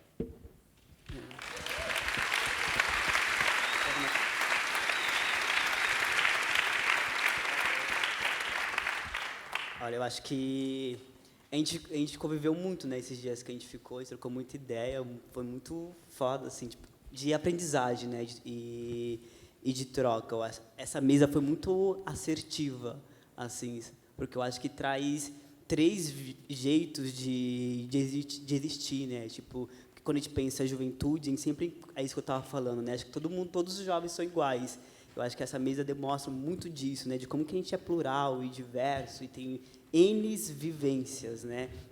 Então, eu acho que é isso, né, que o Jadson tá dizendo, né? Eu acho que, ainda hoje, viver a juventude tem sido o privilégio de alguns e direito de poucos, né? Ser jovem, preto na quebrada, é lutar pelo direito de existir, saca? E a gente vem traçando tramas e reinventando palavras e disseminando outras para que caibam a nossos jeitos e maneiras de existir nesse mundo, né? Então, a gente está aqui é um jeito não só da gente evidenciar que a gente está vivo, que a gente está produzindo, mas que tem muita gente parecida, diferente e complexa como nós que está fazendo isso. E está fazendo isso também há muito tempo. E aí, só para... Eu estava falando do adultocentrismo, né? Tipo, eu não estou falando que a galera que é adulta e que é mais velha não tem um compromisso com a questão de juventudes, né? A gente sabe que... A gente respeita e sabe que essa luta começou há muito tempo atrás, quando a gente pensa dentro do movimento negro e tal, da questão da ancestralidade. A gente está falando que é importante a galera que viveu um pouco mais tempo que a gente também dar apoio no sentido de conselho, de uma coisa de genuíno, né, no sentido de tipo, eu tô aqui para somar, não tipo, isso é certo, isso é errado, mas como que a gente vai fazendo essa trama junto, né, possibilitando caminhos, falando, esse caminho aqui eu já fui e talvez você vai encontrar isso, sabe? Então, para mim é isso, né? E ainda viver a juventude tem sido o privilégio de alguns ainda nesse país. E a gente precisa pensar e ter muito consciência sobre isso.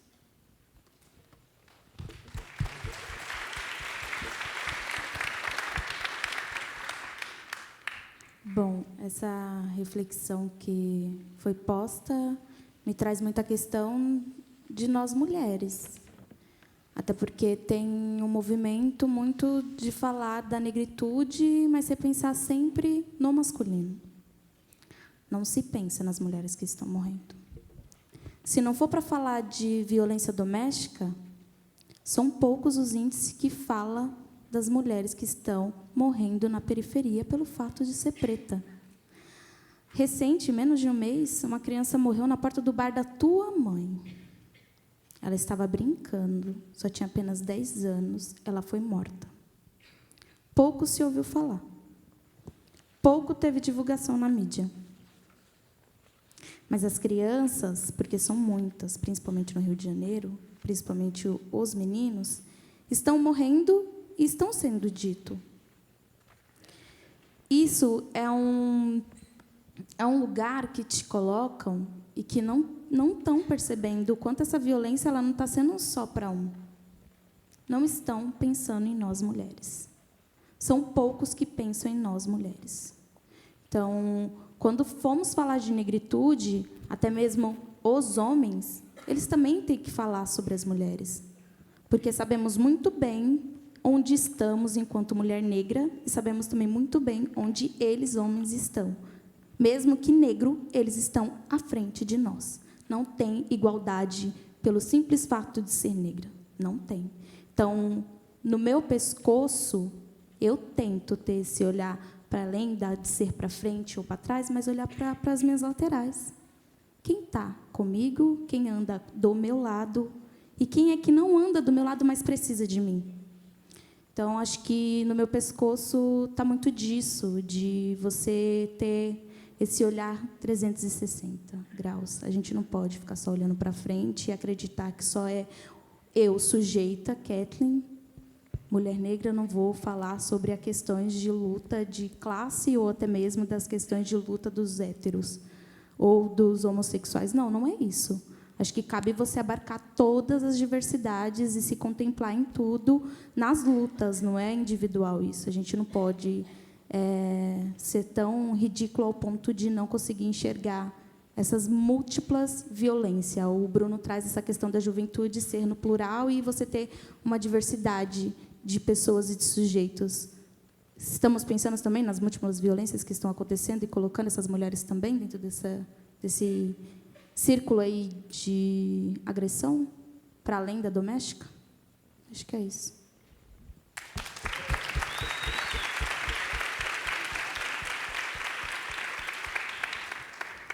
A gente tem 10 minutos e mais 2 perguntas.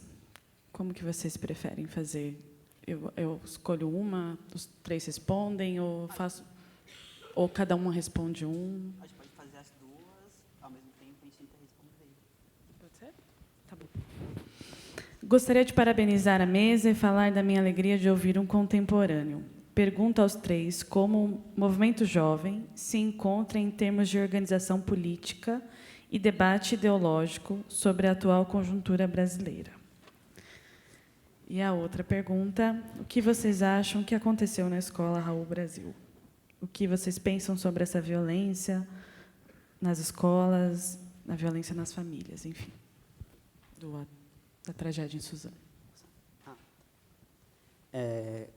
Começando pela primeira pergunta, né, que é sobre os movimentos juvenis e política e tal, e pensar o cenário. Acho que a gente nunca conversou tanto, né, sobre política nesse país, né? Eu acho que quando a gente pensa juventude é quase um retrovisor, é quase um espelho do que acontece na sociedade, né? Tipo, tá acontecendo na cidade, tipo, olha para a juventude, a gente vai ter um reflexo de como a sociedade está. Então, tipo, se a gente vai para o Instagram, para o Facebook, para esses outros territórios, a gente percebe também que tem muita gente que tem a nossa idade, dentro e fora de contextos parecidos com a gente, que tem uma mentalidade, tem uma ideologia muito à direita, né? Não sei se eu posso conceituar desse jeito. Mas eu acho também que tem muita gente afim de conversar, né, sobre política. Tem uma pesquisa de uma galera chamada Sonho Brasileiro da Política, que eles fizeram a pesquisa no Brasil todo, e fala que 45% dos jovens que foram entrevistados estão a fim de conversar sobre política, se a política fosse mais transparente e inclusiva. Então, eu acho que é a política que não aprendeu ainda a conversar com a juventude. E eu acho que política no campo institucional, né? Porque quando a gente vai na quebrada, quando a gente vai no rolê, já está acontecendo política, né? Se a gente vai ver o que os Islã têm feito, o que os saraus têm feito, o que as bibliotecas comunitárias têm feito. Aqui na plateia, eu sei que tem a Rede Nacional de Bibliotecas Comunitárias, a Rede Litera Sampa, e se a gente vai olhar para esses exemplos, a gente vai perceber que tem uma galera jovem que é a protagonista desse movimento. Então, acho que a gente precisa olhar para uma ótica muito mais para a abundância do que para a escassez. Claro que não esquecendo que existem as desigualdades e as mazelas sociais, mas como que a gente faz uma escolha para evidenciar o positivo? Porque quando a gente olha para a juventude e para a periferia, a gente costuma dizer as coisas que são pejorativas. A perspectiva da falta, né? Nunca da potência. Exatamente. Muito nessa perspectiva de não falar das coisas potentes, das tecnologias, do conhecimento que são produzidos lá. E quando olha, é muito no sentido de se apropriar. Então, por exemplo, eu faço parte de dois outros coletivos, o Núcleo de Jovens Políticos, né, que é do Jardim Ângela, que vem discutindo política pública lá na região há muito tempo e contribuiu para mudanças estruturais, desde de uma ampliação de uma avenida, a compra, fez o prefeito Fernando Haddad comprar um clube que estava interditado lá e virar para todo mundo. Então, tem muita gente boa trabalhando na periferia. Tem um outro coletivo que eu faço parte, chama Encrespados, que discute de como pensar uma educação antirracista. Então, na época que estava tendo as ocupações e tal, eu lembro que eu fui lá falar mais ou menos isso que eu estou falando com vocês. É um grupo que falou assim, a gente quer fazer esse rolê que você está fazendo também. O que te faz? Eu falei, encontra outras pessoas que querem fazer esse rolê com você. Aí juntou uma galera lá, ganhou uma proporção enorme, e teve um tempo que a galera da escola, da gestão, não queria deixar esse pessoal que estudava lá entrar na escola, porque estava criando um burburinho dentro da escola de transformação. Então, eu acho que, nessa primeira pergunta, é como a gente joga uma ótica para, sabe, entender, para clarear, a gente precisa escurecer o rolê. Tipo, como que a gente olha para essas produções pretas, a juventude preta, essa galera que está lá na quebrada produzindo há muito tempo? E aí, a segunda pergunta, só para já dar... Do atentado em Suzano e da violência nas escolas e nas famílias. Olha, foi bem tenso, assim. Acho que é uma coisa que atingiu a todas e todos nós, né? Eu acho que é uma coisa muito... Eu nem sei se eu consigo muito falar sobre isso que aconteceu, né? A gente vê isso muito acontecendo fora, né? Tipo, nos Estados Unidos e em outros lugares. No Brasil tem começado a acontecer com uma certa frequência desde uns anos para cá, e isso vai deixando a gente assustado, né? E principalmente quando a gente tem uma pessoa pública, né? Um dito presidente que diz coisas que nunca deveriam ser ditas, né? Que quebra esse pacto de humanidade. Então, se um cara que pode diz isso e está tudo certo, é meio que uma autorização para as pessoas fazerem esse tipo de coisa. Mas aí eu vi uma provocação no Facebook, que não é, sabe, né? Tipo, não é que está lá. Algumas pessoas veem coisa no Facebook e falam, está no Facebook, é porque é verdade. Mas eu vi uma provocação que me fazendo pensar algumas coisas, né? Porque quando acontecem chacinas e genocídios com crianças e jovens negros, a sociedade inteira se mobiliza para pensar a redução da maioridade penal. E quando são os jovens brancos e crianças brancas, a gente não vê esse tipo de debate. Existe uma comoção nos dois, que é inerente à humanidade. Mas quando a gente a gente racializa e vê como essas questões para a juventude e para a infância preta, a primeira coisa que a gente pensa é vamos reduzir a maioridade penal. Então, acho que a gente precisa muito também colocar, quando a gente pensa em direito humano, a gente precisa também pensar de que o humano está falando, né? Porque às vezes categoriza, né? Na pergunta que a moça fez, né? Disso de as pessoas se impressionar que a gente somos pessoas, né? Acho que tem muito esse lugar também que está sendo, que está pensando, né? E é isso.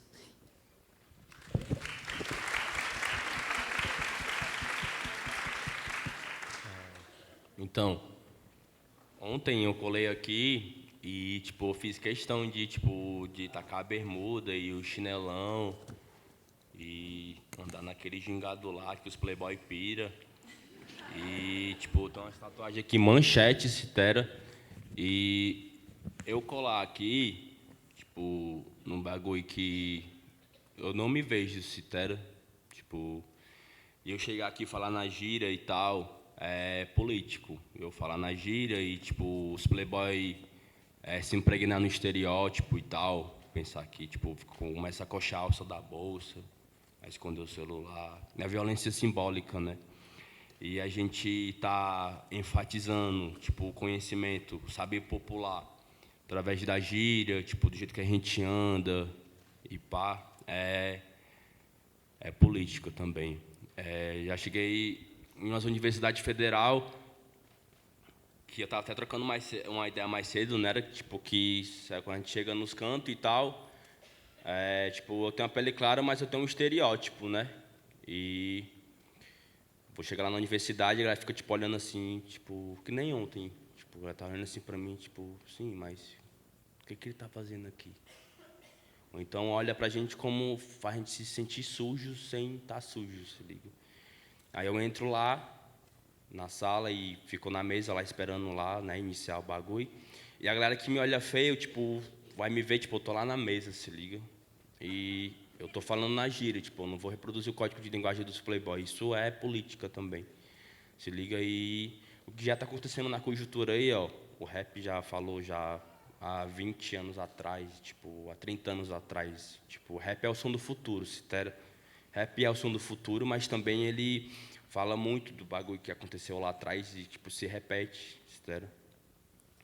E até rima. Uma vez um cara falou pra mim, ei, Remido, a história não se repete, a história, ela rima.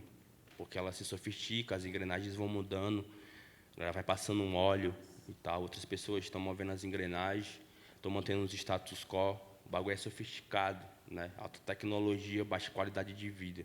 E o rap já falava disso já faz tempo já. O rap está falando. Favela falava, a galera que está lá com cartaz lá, né? As mães que estão com cartaz com o nome do filho, que o policial lá matou de Tocaninja, fala faz tempo. As gatas lá, os pivetes, as travestis, os pivetes que estão envolvidos no tráfico, as mães já falam isso faz tempo, ó, se liga. Vamos supor que o Brasil seja um condomínio e a esquerda e a direita são síndicos e estão lutando, tipo, para ocupar o bagulho. Para mim, esquerda e direita, a mesma coisa, sério, tipo, estão no mesmo interesse, se liga, tipo, eles estão para manter o status quo, tipo, para atender os interesses da oligarquia, da dinastia. E eles só vão, tipo, dar uma chupeta para nós, para dizer que estão fortalecendo as políticas públicas, mas não é isso. Mano. O rap já está falando, ó, faz tempo já. E política, nós já faz uma par de tempo já, mano. Se liga? Um afeto, um abraço, falar na gíria e olhar pro playboy. E aí, se impregnando no estereótipo mesmo. Se pá, o latrocínio que eu vou fazer é só tomar a tua atenção de assalto e matar a tua ignorância. Esse é o latrocínio intelectual. Isso tudo é política, né?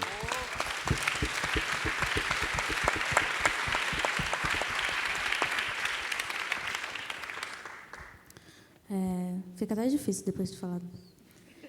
Mas pensando nessa questão que ele trouxe até mesmo da política pública, né? O quanto é importante, foi importante e está sendo importante para mim saber disso.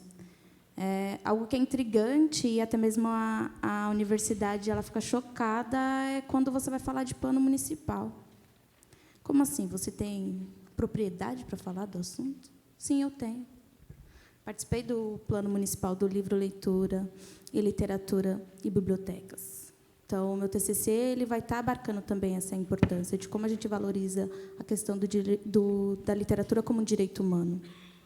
Então, discutir isso não só dentro das câmeras, não só dentro do nosso coletivo, mas levar isso para dentro das escolas, conversar com os coletivos que estão próximos à minha comunidade, deles entender como que funciona esse plano, de saber também o quanto é importância ele estar fazendo parte dessa articulação. Acho que é um movimento que está acontecendo com os jovens dentro da região de Parelheiros e que dialoga com todos, seus pares e até mesmo quem não são. Então, esse é um movimento que parte muito da minha realidade, do movimento de que estamos conversando. Então, tem coletivo lá que está falando sobre o genocídio da população negra e periférica.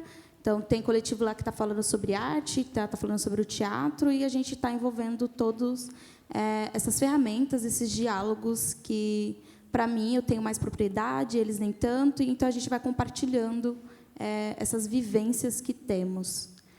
Sobre Suzano, a chacina a violência que aconteceu lá com os jovens reverbera muito na fala do Bruno, né? De que já foi posto isso e que está liberado. Você pode sair armado. E teria que caber ao professor fazer a segurança dos alunos. Oi? Eu não estou estudando pedagogia para estar matando ninguém, não. Estou estudando pedagogia para me levar educação, ensino, levar arte, saber lidar com a sociedade de uma forma mais empática. Então, não cabe a mim matar ninguém, eu não vou me colocar nesse lugar. Cabe ao poder público entender que segurança não é só estar com a arma na mão, não. Então, eu vejo muito dessa forma a questão do que aconteceu, mas também que não podemos deixar de pensar e refletir que teve uma questão também de racismo e machismo nisso aí. Se a gente for buscar os motivos que levou o ato, traz isso. O machismo e o racismo está presente. Até mesmo quando um dos jovens sai com o machado nas costas e ninguém se prontificou a socorrer. Ele foi sozinho para o hospital. Um menino preto. Se eu não me engano, acho que de 12 anos. Então, para a mãe dele, ela compreende que isso foi racismo. Porque talvez se fosse um jovem branco, seria outros 500, né? Então, para a criança, isso não está visível. Como que eu chego nela agora para falar isso?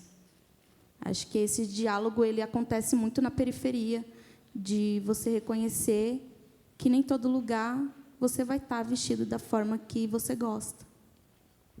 Tem alguns lugares que você vai ter que se pôr diante daquilo que eles querem, porque senão você vai ser enxergado de outra forma ou pode sofrer algum tipo de violência.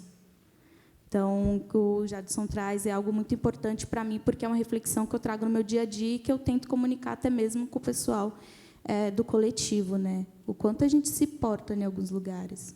O quanto a gente escuta calado, porque ali a gente não pode bater de frente. Então, é algo que não está distante da nossa realidade enquanto também ativista. É um exercício diário para nós. A gente vai continuar se submetendo a esses lugares, a gente ainda vai continuar dialogando da forma que dialogamos entre nós. Quando a Bel trouxe ontem na fala dela até mesmo da reescrita da declaração, de desenhar para a nossa mãe entender, é um puta de um trabalho, gente. É muito difícil tirar essa linguagem que está posta e ressignificar isso. Mas quem disse que ia ser fácil? Nunca foi fácil.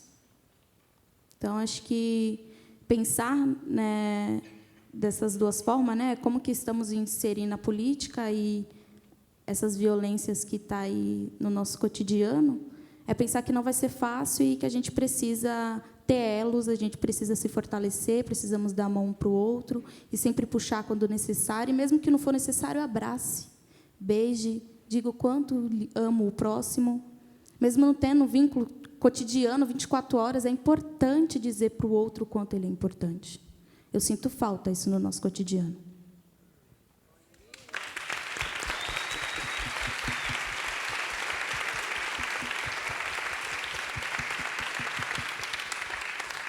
Antes de encerrar, a minha formação é em psicologia, e eu fiquei pensando muita coisa ouvindo vocês falando. Esses 3 dias aqui, né, e na fala de vocês do cuidado, enfim. E no SESC, lá no Núcleo de Infância e Juventudes, uma das funções que a gente tem é trabalhar pensando na formação dos educadores que trabalham com o público infanto-juvenil do SESC. E a gente está aqui numa maioria branca, essa plateia, né? E eu sou mulher branca. Fica aqui a reflexão para a gente descolonizar o pensamento. O quanto a gente está comprometido mesmo com essa disputa civilizatória que o Silvio de Almeida falou, né? Assim, pela humanização das relações. Porque eu fiz uma faculdade pública, psicóloga, 5 anos, e nunca em sala de aula o racismo foi debatido. Uma faculdade conhecida pela área de psicologia social. A gente não debate isso nas nossas formações, né? A gente não tem pautado a sociedade brasileira. A gente vai estudar psicologia social, a gente vai ler os autores europeus, a gente não estuda a realidade brasileira. Enfim, então fica aqui uma reflexão para a gente repensar todo o nosso próprio currículo, como a gente que trabalha com educação, com saúde, inclusive, né? Pensar em quem que a gente está bebendo, quem são as nossas fontes, quem que a gente está escutando, né? Quando vocês falam da juventude, desse adultocentrismo, eu fico pensando isso, a gente não tem escuta, a gente não escuta. E eu queria contar para vocês que, nesse sentido, a gente também, dentro do SESC, a gente tem trabalhado também para sensibilizar esses temas das juventudes, para humanizar nossas relações de trabalho, tanto dentro do SESC quanto com o público. O SESC tem um programa chamado Juventudes, e a gente faz questão que seja no S mesmo, no plural, para falar dessa diversidade de juventudes. São realizadas ações de diversas formas, sejam com grupos permanentes, sejam com projetos, cursos, eventos, voltados a adolescentes e jovens de 13 a 29 anos. E, há alguns anos, a gente conseguiu engatar uma ação em rede que todas as unidades realizam, chamada Juventudes em Foco, para poder discutir as questões da juventude brasileira. A primeira edição, em 2017, teve como tema a potencialidade dos jovens. O ano passado, o tema foi Juventudes Periféricas, a produção cultural como forma de existência e resistência de produção de identidades. E não é à toa que, esse ano, o tema do Juventudes em Foco vai ser corpo-alvo, corpo coletivo, para poder debater as violências sofridas pelos diferentes corpos, para a gente falar do genocídio da juventude negra, do controle desses corpos, do consentimento, das identidades, enfim. A gente está também caminhando, buscando caminhar nesse sentido.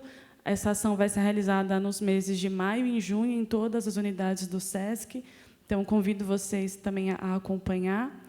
E, para encerrar, vou agradecer a presença do Bruno, da Kathleen, do Jadson. Agradecer a presença de vocês. Em nome do SESC, falo, a gente está muito feliz por esses 3 dias, por esse evento tão significativo. Também queria agradecer o convite da Dolores, de todo mundo, do espaço, agradecer também a escuta de todo mundo. E foi muito bacana estar aqui, né? Eu acho que a gente aprendeu muito também, estar aqui conversando com vocês, mas esses dias que a gente trocou, esses últimos 2 dias que também que a gente estava aí ouvindo todo mundo que estava aqui em cima, foi um momento de muita aprendizagem. E chame a gente para conversar, chame a gente para rolê. Para merendar também. Que é importantíssimo. Ouçam os sons e vejam os vídeos que o Jadson produz, que é muito bom. E é isso, gente. Gratidão, muito obrigado. Estou muito feliz por isso.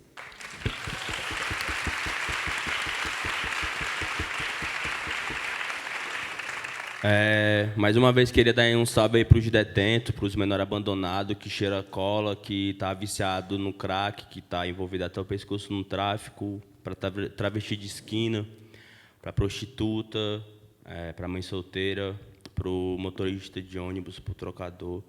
Agradecer para o pessoal aí dos serviços gerais, aí, pessoal da técnica, de áudio, de luz, pessoal da administração, pessoal da organização, pessoal que passa invisibilizado aí, que a galera fala que só faz o seu trabalho, mas a galera dá o sangue no bagulho também.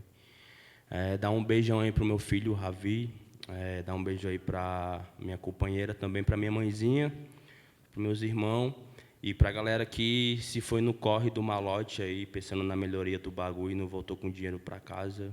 E um beijão aí para vocês também. E um beijo para a Kel, né? E um beijo também para o Bruninho, vocês são maravilhosos. Satisfação, meu sonho de princesa é me bater com vocês de novo aí. Tomara que dê certo. E agradecer o pessoal aí também do SESC aí também, a você também. Satisfação, a favela vai sobreviver. É sal.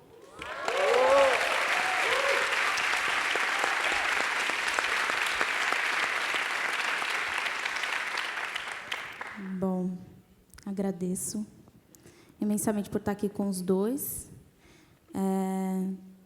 Agradeço a todos pela oportunidade até mesmo de ser sensível à escuta, mas agradeço a minha mãe, a minha tia, que está aqui me escutando hoje.